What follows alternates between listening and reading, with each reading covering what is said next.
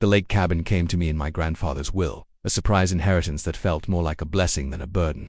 Nestled between towering pines on the quiet edge of Crystal Pine Lake, the old log structure stood untouched by cedar shingles, weathered but proud, its screened porch facing the still, mirror-like water.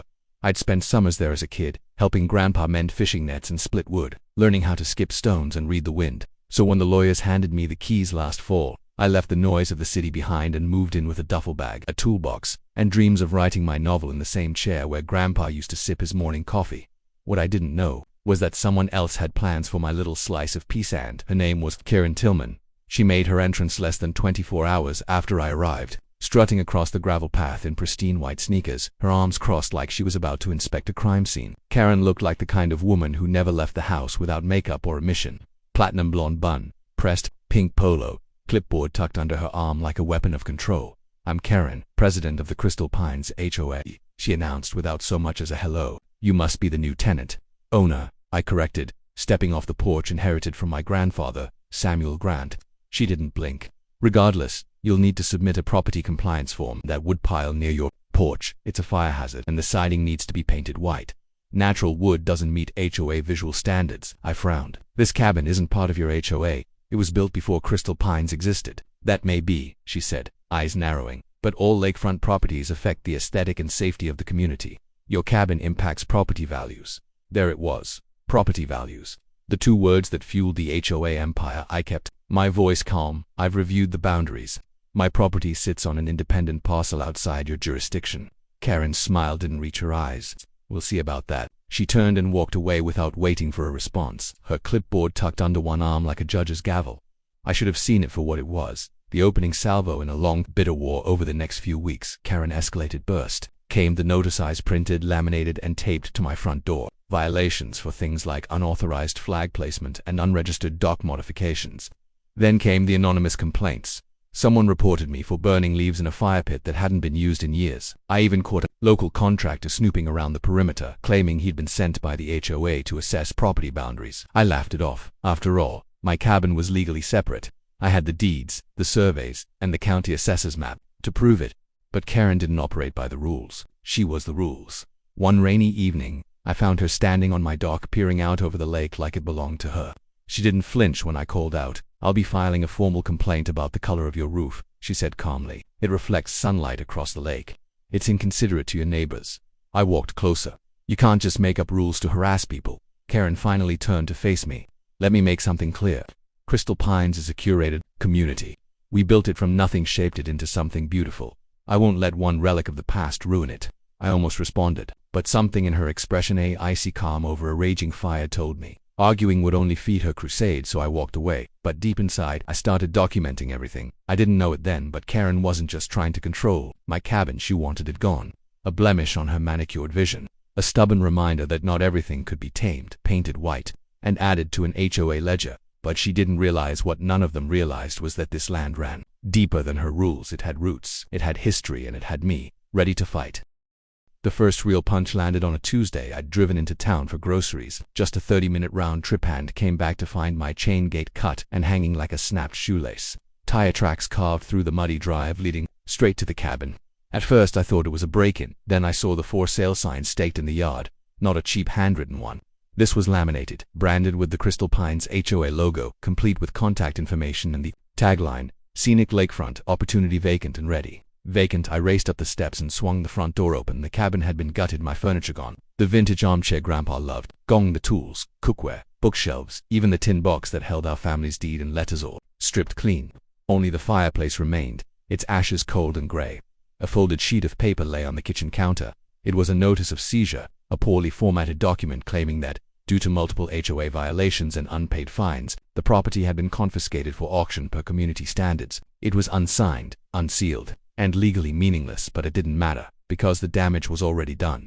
I called the sheriff's department. They arrived an hour later, led by Deputy Carl McFifty's tired eyes, and a notepad that hadn't seen ink in hours. I handed him the fake notice and explained everything: the illegal listing, the missing belongings, the forged authority of the HOA. He barely raised a brow. "This looks like an internal neighborhood dispute," he said, glancing at the paper. "Maybe best handled in civil court." "Civil court?" I snapped. "Someone stole my cabin, cleared it out and put it up for sale. This is theft, breaking and entering hell. maybe even fraud. Deputy Carl shrugged. Miss Tillman's name carries weight in this county. Her husband's on the zoning board. I stared at him. So tread lightly. And just like that, he walked off. I stood alone in the silence of my home, something hot bubbling beneath my ribs. Rage, yes, but more than that, disbelief that a single person, backed by nothing but a clipboard and arrogance, could bulldoze someone's life with red tape and a smug grin. But I wasn't built to fold. I went into town the next morning, filed a police report, hired a private investigator, hunted down a real estate lawyer from the next county over, someone far enough away not to be in Karen Tillman's pocket. His name was Sam Wheeler, and he read the fake seizure notice with a low whistle. "This is amateur hour," he muttered, flipping it over, "but it's dangerous. If she's passing this off as legal authority and trying to sell the property, that's fraud, state and federal. She's already emptied the place," I said. "Can she really sell it? If she's filed anything with the county clerk's office under your name, possibly. Forgery and impersonation happen more than you'd think." We searched the county records together, and that's when I saw it. Filed 3 weeks earlier, a limited power of attorney, giving Karen Tillman rights to act as the cabin's caretaker and representative. It was signed under my name with a notary stamp that looked suspiciously fake. "She forged my signature," I whispered. Sam leaned back in his chair. "Looks like she did more than that. She played a long game." That night, I couldn't sleep. I sat on the porch of what used to be my home, staring out at the still waters of Crystal Pine Lake, now feeling more like a mirror to betrayal than a source of peace. Karen hadn't just crossed a line. She'd burned it. But here's the thing, she didn't know what no one in that HOA-less bubble had considered. I wasn't just some sentimental fool living off a memory. Before the cabin, before the quiet life, I'd spent 10 years developing real estate portfolios across 3 states. I knew deeds, land rights, zoning loopholes. I knew where to look, and more importantly, how to fight back. Karen had stolen from me, humiliated me. But she'd also made one fatal mistake. She came after something built by my family without knowing just how deep our roots ran. I picked up my phone and dialed Sam. "I need you to help me pull every record on this lake, every parcel, every name." He paused, looking for something. "No," I said. "I already know what I'll find." Karen thought she understood power, wielded it like a scepter over Crystal Pines. But real power isn't barking orders at barbecues or scribbling citations on pastel paper. It's knowing where the lines are drawn and who holds the pen. Over the next week, Sam and I pulled everything: tax maps, mineral rights, historic deed transfers. I went deep into my grandfather's records, old briefcases stuffed with yellowed receipts and notarized documents. What I found was staggering. Grandpa had quietly bought over 40 acres of land surrounding the lake over 4 decades. Some of it he'd bought under aliases, others through trusts or shell companies. It wasn't just the cabin he'd left behind. He owned the ground beneath most of Crystal Pines. Back in the 70s, the county sold off land in chunks, sometimes separating mineral and ground rights from surface development. When Crystal Pines was built in the early 2000s, the developers never secured those underlying rights. They built homes, sidewalks, and HOA centers on land they had leased temporarily from an older corporate entity that had since gone dormant. That entity was still listed under my grandfather's estate, which now meant it belonged to me. "You're not going to believe this," Sam said, laying the file on my dining table, one of the few pieces of furniture I'd replaced. "Karen's house, the HOA clubhouse, the lakeside picnic pavilion, they all sit on ground parcels owned by your grandfather's holding company." I stared at the map, red lines slicing through driveways and property lots like veins. "Are you saying I can kick them off?" He smirked. "Not exactly, but you can lease the ground rights, charge rent, or refuse access. You could even list them for sale." My mind raced. How legal is that? Perfectly. You own the dirt under their kingdom. For the first time since this mess began, I smiled. I didn't confront Karen. That would have been too easy. Instead, I got creative. I built a website, lakelandrights.com, with sleek graphics, interactive parcel maps, and countdown timers. Each parcel was listed for potential lease acquisition, targeted toward investors. The homepage made it clear, due to unresolved violations and fraudulent activity from Crystal Pines HOA leadership, ground rights for select lakefront parcels are being reassigned. Then I launched the campaign. I sent certified letters to each homeowner. I posted QR codes on signs at the lake entrance. I even ran a digital ad in the town's online classifieds. "Own the ground beneath Crystal Pines." Panic hit within 48 hours. Calls came flooding in. Confused residents, outraged board members, local realtors trying to make sense of it. One homeowner even drove to my cabin and knocked, begging me to explain. His eyes were wide with fear. "She said she owned everything," he whispered, "that this place was protected." "Karen lied," I replied. "She doesn't even own her own front lawn." On Sunday, Crystal Pines held an emergency HOA meeting at their lakeside pavilion. Residents clustered beneath canvas tents, fanning themselves with rulebooks and sweating under the weight of uncertainty. I didn't attend in person. I sent a drone. It hovered above the crowd and lowered a speaker, crackling to life as curious heads turned skyward. Greater than. Attention Crystal Pines residents, due to multiple violations and forged legal filings by your HOA president, including unlawful seizure of private property, the ground beneath your homes has been made available to outside investors. This is not a threat, it's an opportunity, but make no mistake, control no longer rests with your board. You've been living on borrowed land. Now the lease is due. The drone rose, circled once, and disappeared over the tree line. Karen stood frozen beside the podium, face pale. Cameras from local news outlets tipped off by Sam snapped her image as murmurs turned into shouts. Neighbors pointed fingers. Some wept, others stormed the table demanding to see records. That night I watched the local news report it live. Crystal Pines HOA implodes after shocking land ownership scandal. Karen refused to comment. By Monday morning, she was under investigation. But I wasn't done, because while everyone panicked about the ground beneath their feet, I quietly placed a bid through a third-party trust. Karen's house, her pristine lakefront villa, complete with private dock and solarium, had been mortgaged for years, and when public scandal tanked property values, she couldn't keep up with the payments. I acquired the deed at foreclosure auction without saying a word. I became her landlord. The irony didn't escape me. She'd tried to erase my home from the map. Now I owned hers.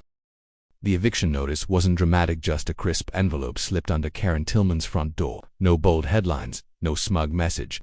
Just facts, effective immediately. Due to default on mortgage payments and legal misrepresentation of authority over Crystal Pines HOA, you are no longer the legal occupant of this property. I didn't need to gloat. She'd already buried herself in shame. By then, the headlines had spread across the county. HOA president under investigation for fraudulent seizure, forgery, and property theft.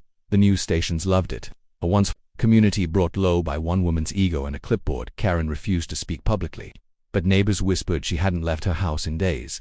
Her kingdom had fallen silent. No newsletters, no citations, no pastel signboards warning of non-regulation. But when the day came for her removal, I didn't even attend. Sam handled it with a court-appointed marshal. I stayed at the cabin, rebuilding my dock plank by plank, restoring what she had torn down. Later, Sam texted a single line. It's done. The Crystal Pines HOA dissolved within 2 months. With Karen gone and the board in chaos, the residents voted to disband the entire association.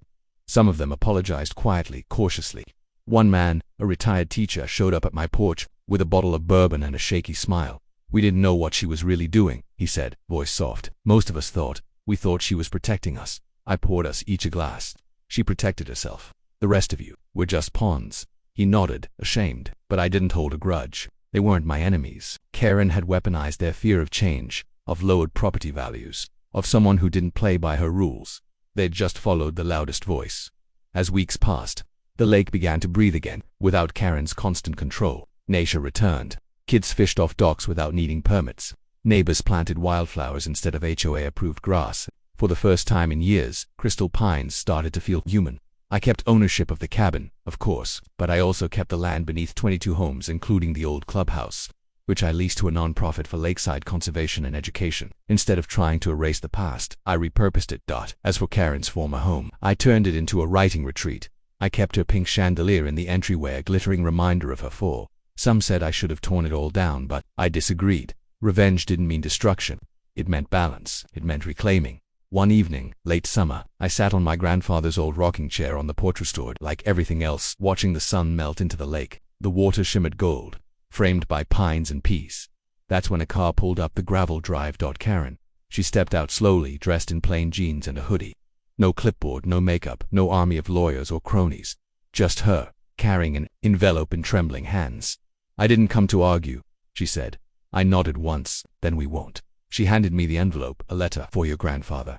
I didn't know the full story. I took it but didn't open it. What changed? She looked out over the lake, her voice barely a whisper. When everything was gone, when the house, the title, the meetings were stripped away, realized I didn't even know who I was without control. Control was never yours, I said. You borrowed it from fear. She winced but didn't argue. I'm leaving town. Just wanted to say, I'm sorry. I nodded again. You can go now. She left without another word. I never read the letter. I placed it beside Grandpa's old tackle box, beneath his favorite flannel shirt. He wouldn't have wanted apologies. He believed in land, in legacy, in letting the water carry away what didn't belong.